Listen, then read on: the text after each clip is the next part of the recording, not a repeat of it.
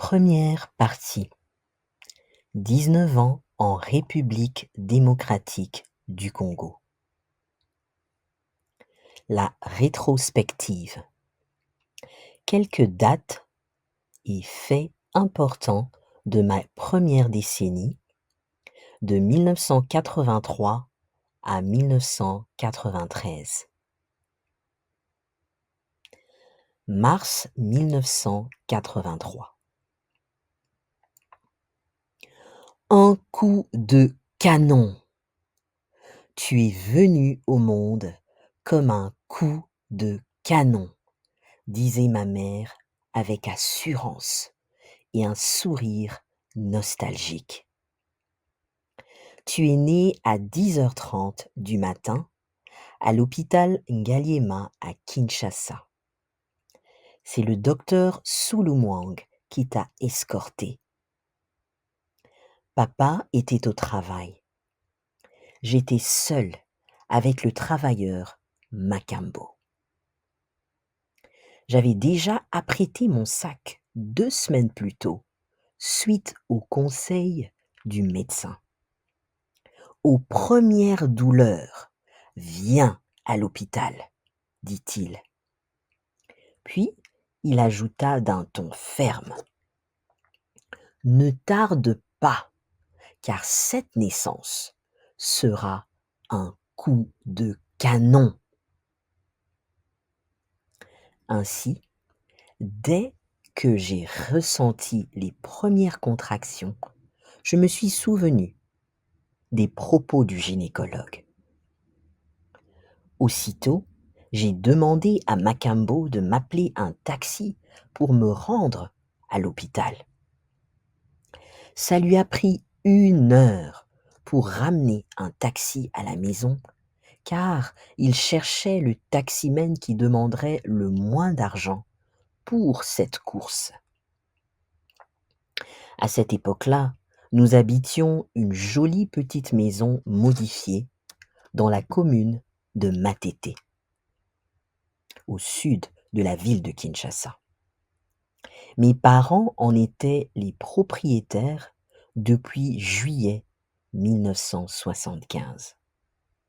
De Matete à Ngaliema, la distance était d'environ 45 minutes sans embouteillage.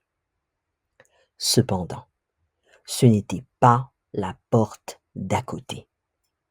Mais comme nous tenions à bénéficier des soins de santé de qualité, la distance n'avait pas d'importance. Alors que ma mère se dirigeait vers le portail de la maison, un taxi venait juste de s'arrêter devant elle. Makambo s'empressa vers elle pour la décharger de son sac, tout en s'excusant du retard. Quant au chauffeur, il ouvrit immédiatement la porte arrière et la tenait fermement. Ma mère, dans tous ses états, donna une gifle à Makambo, puis entra dans le véhicule en disant au chauffeur en lingala: « Papa, toke, toke, ngonga ici lekimingi » ce qui veut dire: « Monsieur, allons, allons-y, le temps est déjà passé. » D'un bond, le chauffeur monta dans la voiture, démarra la voiture brutalement. Durant les 5 premières minutes de conduite, ma mère, chauffeur expérimenté, a senti que le taxi n'avait pas d'amortisseur, puisqu'elle ressentait toutes les secousses.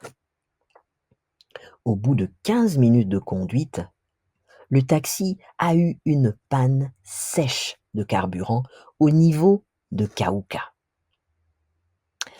À travers la vitre de sa portière, elle aperçut une longue file de voitures en attente à la station d'essence la plus proche.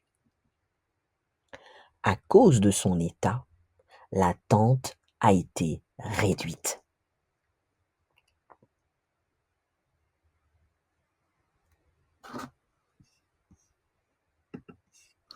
Cependant, Au lieu de faire le plein, le taximène a juste mis 5 litres. Par conséquent, la voiture s'est encore arrêtée sur le boulevard du 30 juin.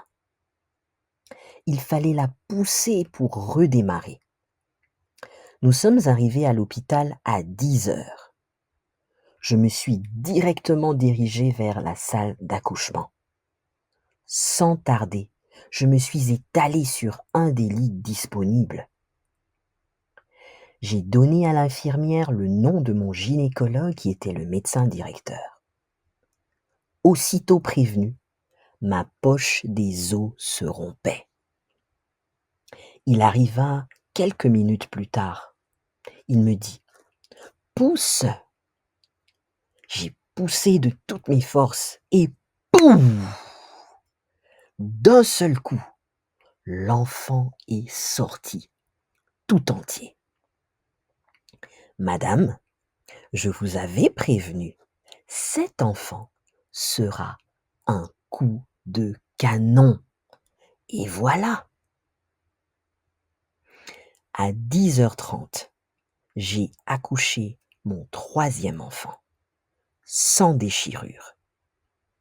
Tu avais 3,3 kg et tu étais en bonne santé. Tu étais bien joufflu. Tu avais un teint chocolat noir uniforme.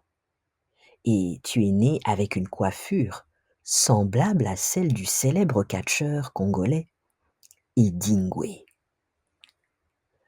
En Amérique, cette coiffure s'appelle le mohawk. C'est une coiffure semblable à la crête du coq ou de la poule.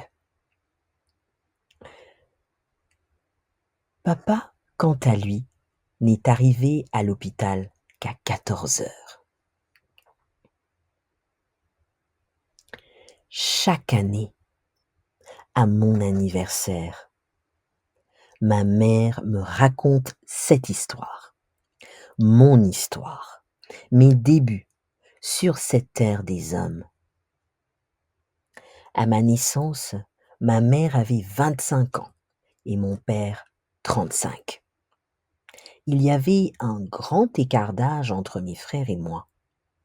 9 ans entre ma sœur aînée, Virginie et moi, et 7 ans entre mon grand frère et moi. Pourquoi? La raison derrière ce grand écart d'âge est simple. D'une part, mon père ne voulait pas avoir plus de 2 enfants, comme il était issu d'une grande famille dans laquelle seuls les garçons ont étudié. Maintenant, conscient de l'importance de l'éducation, il voulait donner les mêmes chances de réussite à chacun de ses enfants, quel que soit le sexe. Ainsi, il voulait seulement 2 enfants. Il disait souvent à ma mère « J'ai un garçon et une fille, c'est tout ». Ce n'est donc pas surprenant de constater que ma sœur et mon frère aîné ont seulement 2 ans d'écart. D'autre part, ma mère était d'un autre avis, étant donné qu'elle voulait 4 enfants. Plus précisément, elle voulait 2 garçons et 2 filles. Elle aussi venait d'une grande famille et elle s'est mariée très jeune. Ainsi, durant tout le temps qui a suivi la naissance de mon grand frère, elle priait sans cesse, espérant convaincre mon père à rejoindre son point de vue. 7 ans plus tard, Dieu a finalement répondu à sa requête. Je suis la 3e de la famille. Je suis née 7 ans après mon grand frère. J'étais un enfant désiré, le fruit de nombreuses prières. Je suis arrivé au monde durant la période la plus prospère de mes parents. Leurs affaires marchaient très bien. Financièrement, nous étions à l'aise. Malayette en était la preuve. Grand berceau de luxe, tous les accessoires de bébé étaient de marque Chico ou Penaten, deux grandes marques en vogue en Europe comme en Afrique dans les années 80. Nous faisions partie de la classe moyenne. Papa travaillait à la Direction générale des contributions qui aujourd'hui s'appelle la Direction générale des impôts. Maman, elle, gérait plusieurs commerces, notamment une buvette, un moulin, 2 alimentations et une pharmacie. Mama Kulutu, la sœur aînée de ma mère, a aidé maman pendant mes 6 premiers mois de vie. Waouh! Elle s'est occupée de moi, donner le bain, changer les couches, nourrir, pendant que maman récupérait en sommeil, force et santé. Cela a également permis à ma mère de s'occuper essentiellement de mon allaitement. Mama Kulutu le faisait de bon cœur et gratuitement, comme l'exige la tradition. Leçon. Aux parents qui m'écoutent, célébrez les anniversaires de vos enfants, pas seulement par des fêtes, mais aussi en racontant le cours de cette journée spéciale, les circonstances dans lesquelles le miracle de vie est survenu. C'est une expérience unique, particulièrement pour la mère qui l'a vécue intensément et selon le cas, dans la gratitude, un sentiment d'accomplissement, une étape franchie, un retournement de situation. Et pour le fils ou la fille qui célèbre son anniversaire, c'est un rappel de sa vocation ou sa mission sur terre, une preuve de la bonté et de l'amour de Dieu. Parole de Yahweh dans Jérémie 1, 5. Nous lisons: Avant même de te modeler au ventre maternel, je t'ai connu. Avant même que tu sois sorti du sein, je t'ai consacré comme prophète des nations. Je t'ai établi. Aux frères et aux sœurs de sang, je vous prie de ne pas tout monnayer. Dieu se souviendra de vous et vous bénira, surtout pour vos gestes et vos actions gratuits.